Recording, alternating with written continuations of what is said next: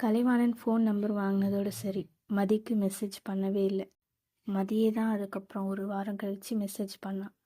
அதை பார்த்த உடனே கலைவாணனுக்கு ரொம்ப சந்தோஷம். அவன் ஏன் மெசேஜ் பண்ணலை அப்படின்னா அவனுக்கு ஒரு பயம். நம்ம மெசேஜ் பண்ணால் அவங்க பண்ணுவாங்களோ பண்ண மாட்டாங்களோ அப்படின்னு சொல்லிட்டு அவன் பயத்தோடு பண்ணாமல் இருந்தான் மெசேஜ். அதுக்கப்புறம் 2 பேரும் மெசேஜ் பண்ண ஆரம்பிச்சிட்டாங்க. தினைக்கும் வேலைக்கு வருவாங்க. வேலைக்கு வந்துட்டு வீட்டுக்கு போயிட்டு மெசேஜ் பண்ணிவிட்டு மறுநாள் அதை பற்றி பேசுவாங்க. 2 பேர் என்னென்ன நைட்டு பேசினாங்களோ அதே தான் பகல்லையும் பேசுவாங்க 2 பேருமே. இப்படியே அவங்க நாட்கள் போய்கிட்டே இருந்துச்சு. மதிக்கு கலைவாணனை ரொம்ப பிடிக்க ஆரம்பிச்சது. அவளுக்கு அவன் மேலே ஒரு காதல் ஈர்ப்பு வந்துடுச்சு. ஆனால் கலைவாணன் என்ன நினைக்கிறான்னு அவளுக்கு தெரியல. அதனால ஒரு நாள் அவளோட எண்ணத்தை வெளிப்படுத்தினான்.